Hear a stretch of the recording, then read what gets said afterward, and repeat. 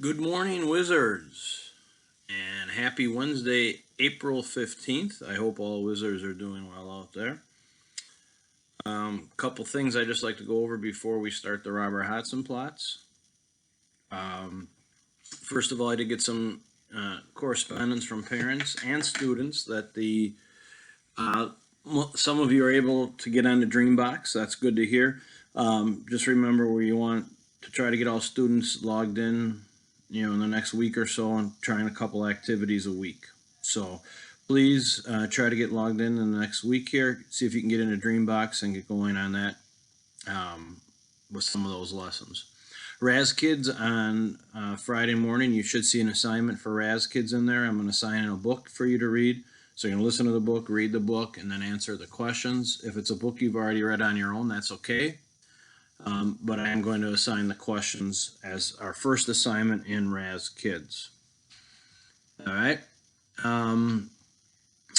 Hopefully you've been getting the links. I've started phone calls yesterday, and I will continue to do that, touching base with the Wizards. And I'll go through the schedule in a little bit. That's on the links for today, Wednesday, April 15th.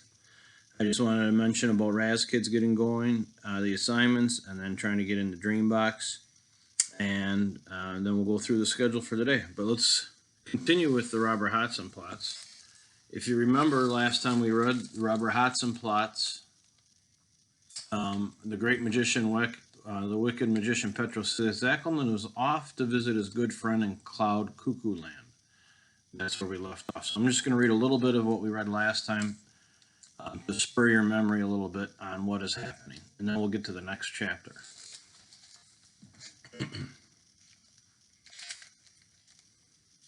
As for Casper, when he finished his bread and cheese, he set to work in the wicked magician's castle. He was peeling potatoes and thinking things over. Most of all, he thought about his poor friend Supple. Before they had left the cave yesterday, the Robert Hodson plots had chained Supple to the wall by his left foot. He was left in the darkest corner of the cave, lying between the barrel of gunpowder and a barrel of pepper.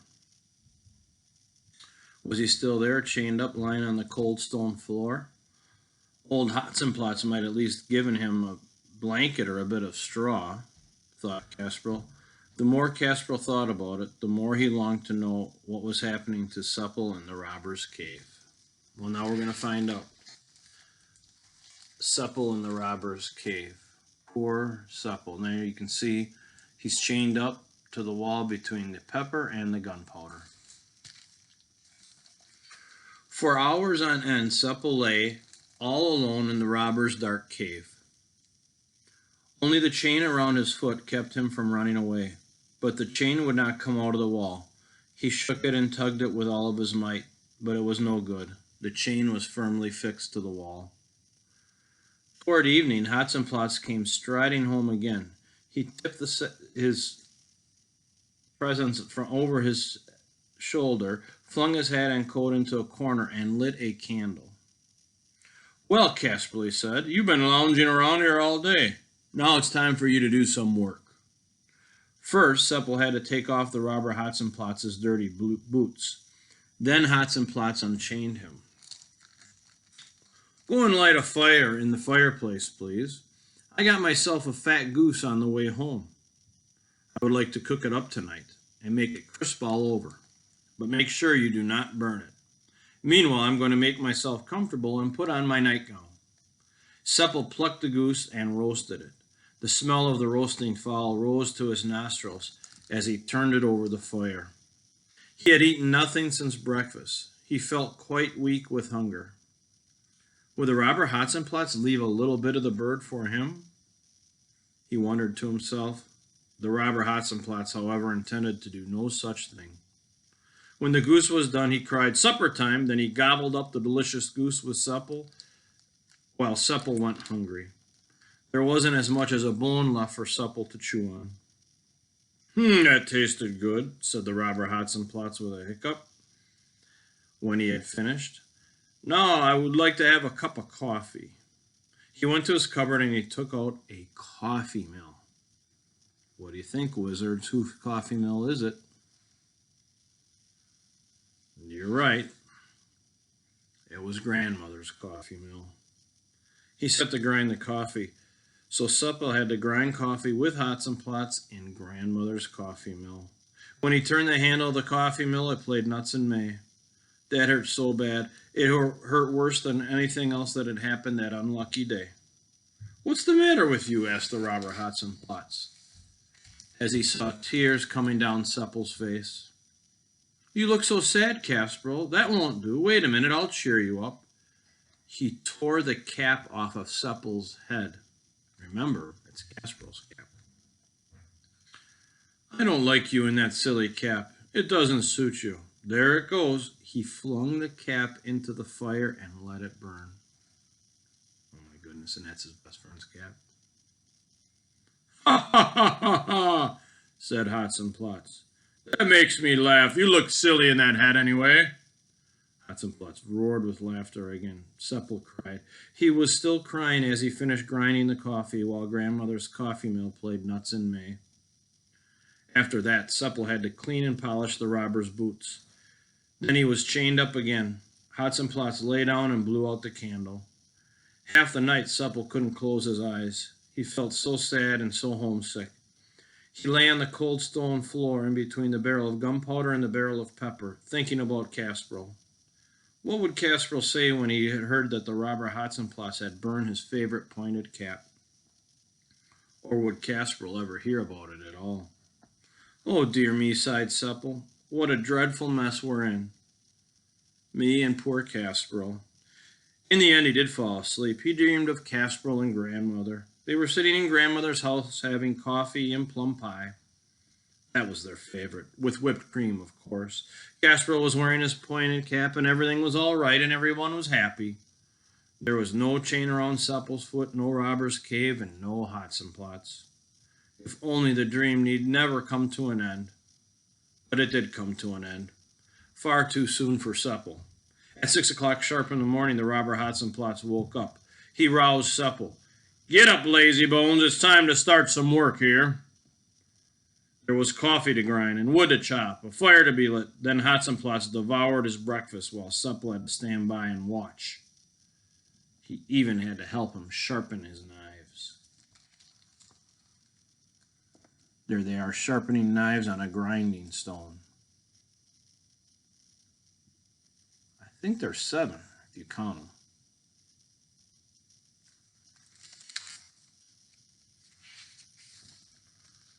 Breakfast had to be cleared away, and then there was water to fetch and dishes to wash. And, of course, the knives to sharpen. "Get going, you slowpoke. This is a grindstone, not a barrel organ. Start turning it hard." When all the knives were sharpened, Supple had to creep back to the corner and be chained up. Then the robber Hotzenplotz threw him a stale crust of bread. "There, eat that, Kasperl, just so you don't starve to death and are able to do work for me. I'm going to work now, the same as I do every day. You can take it easy and get some rest. You'll have to work all the harder for me when I come home this evening. Why should you have a better time than your friend Supple is having right now with the wicked magician Petrocilius Zackelman?" With that, he left the robber's cave and he shut the door behind him. I want to show you the next chapter. As the wicked magician is left to go to Cloud Cuckoo Land, Kasperl does some exploring, and he's going to head down to the cellar. And there are 3 doors that lead into the cellar. And he probably shouldn't be going, because there are some signs that are warning him. But he's going to go anyway. Let's see if I can find those signs.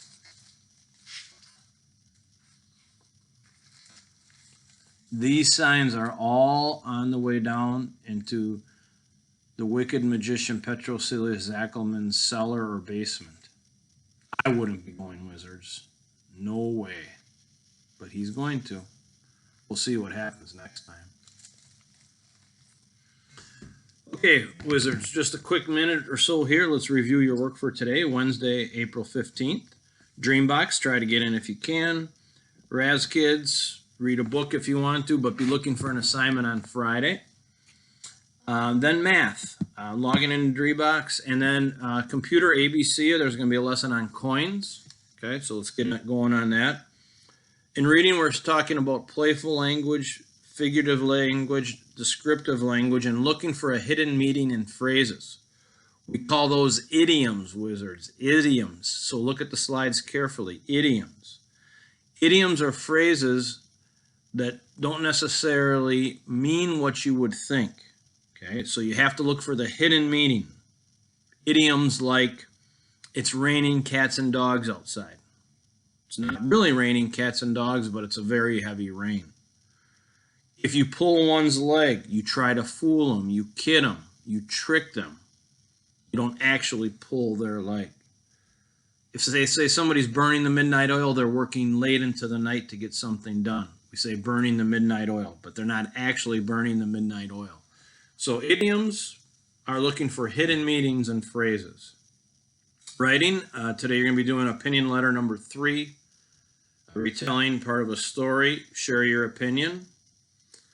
Spelling, spellingcity.com, and then you also will see on the slides for today that there are some gym and art links. And then, of course, at the bottom of the second grade work are enrichment opportunities and other websites to visit. Okay, wizards, that's it for today. Wednesday, April 15th. We will stay in touch. Look forward to talking to you again. Please watch for the next video link coming soon. Have a great day, wizards. Bye-bye.